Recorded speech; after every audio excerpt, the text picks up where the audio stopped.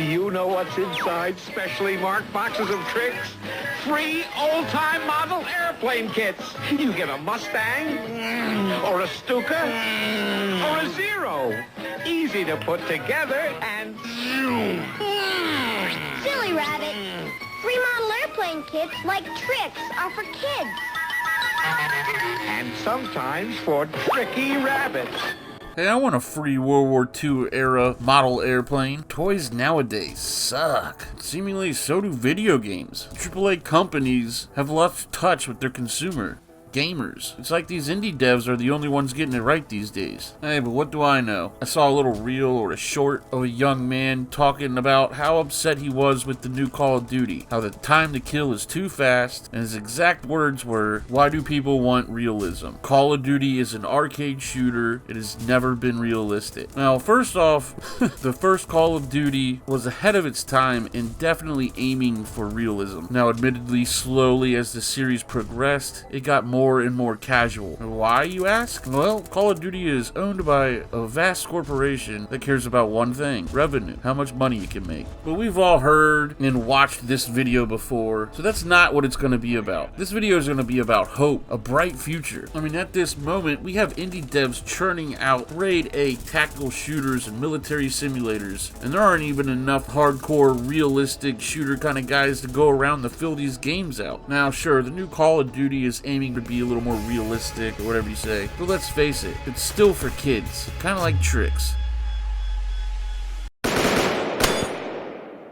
When I was a kid, played video games, you were a nerd. And just the very next generation, a massive explosion of gaming popularity happened. Gaming is now a huge part of our culture. Now, saying all that to say, this massive influx of gamers are slowly but surely maturing. And eventually, they're gonna want more out of their FPS than seeing who can hold their crosshair on the other longer, spitting 30 rounds or a whole other magazine just to knock the guy's armor off. Literal corridor shooters where you mindlessly jump around corners and hose each other down. I mean, I get it. I came up on nothing other than Counter-Strike. There'll always be a place for these arcade style shooters, but these gamers who were once kids are slowly but surely entering their 20s, starting their careers, starting families, and will soon be in their 30s within a blink of an eye. And just like I did, they're gonna look for more exhilaration, more immersion out of gaming. And you know what? They're gonna find it.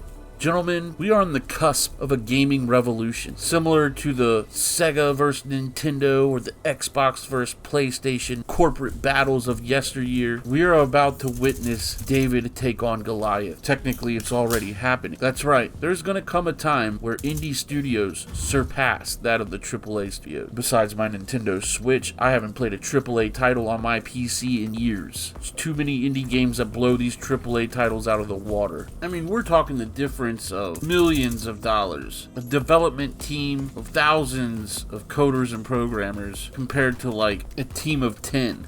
I mean, these individual development teams are only going to get funded better, they're only going to grow in size, and as far as gameplay goes, they're already surpassing that of AAA titles. And with Unreal Engine 5 coming out, not going to be very long at all until these AAA titles even have the graphics of a AAA title. I don't think many gamers, if at all, realize the impact that all of this is going to have on gaming as a whole. I mean, let's be serious. In the past 20 years or so, more innovation has came from modders than these bigwig studios. And I'm not exaggerating. For example, Battle Royale that has taken this last decade by storm. And technically it was the brainchild of a modder. A very small little group of passionate gamers that wanted a more immersive experience than the games they were handed to by AAA studios. DayZ, for example. Without it, there is no Fortnite, PUBG, Warzone for that matter. Your current state of gaming does not exist without a lowly modder. Longtime viewers of the channel heard me say this before. True innovation in gaming lies within not only indie studios, but modders, gamers themselves. And that's the beautiful thing about the current state of gaming in the near future, with all these modders and indie devs making these little niche experiences, focusing on immersion. We don't have to be modders ourselves. All we have to do is simply download a mod.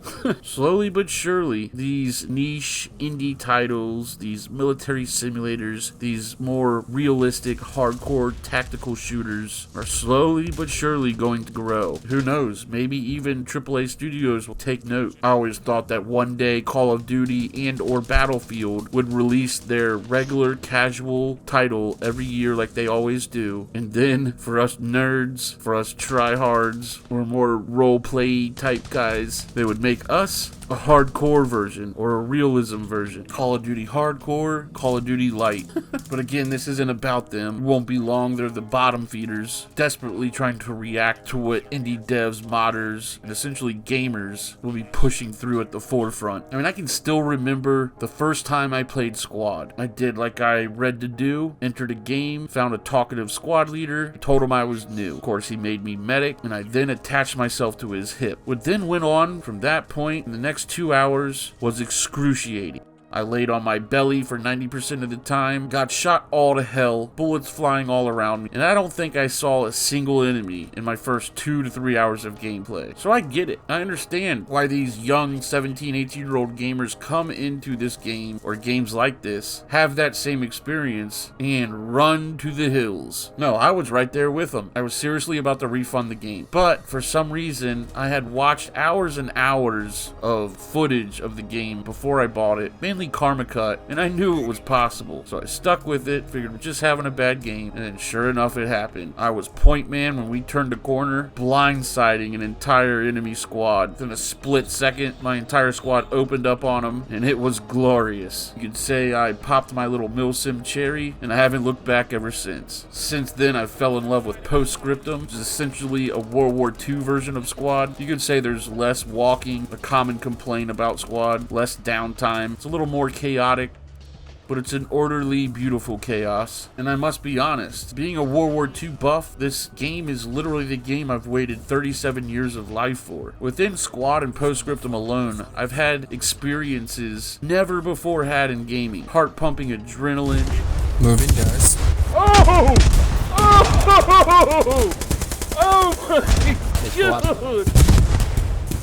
True, pure immersion. I don't know, maybe you gotta be a nerd like me, really looking for that roleplay experience. It's just something different than any of these AAA titles can offer. I can't be alone. Of course, I know I'm not alone. We're watching this genre slowly grow. So many gamers have yet to even hear of titles like Squad or Postscript, Ground Branch, or even Ready or Not. But slowly but surely, this vast, massive group of young gamers who grew up on video games, slowly but surely, just like myself, they're gonna be looking for more out of gaming. Like myself, being 16, 17 years old, playing Counter-Strike non-stop, skipping school to play. 15, 20 years later, these 16, 17-year-olds are playing Call of Duty, Warzone, Fortnite, PUBG. Just like myself, they're going to mature. Weird things happen, like you get hair on your toe knuckles. You soon find out the reason why old people tell you to wash behind your ears. When you get out of the shower, really gotta dry between your toes.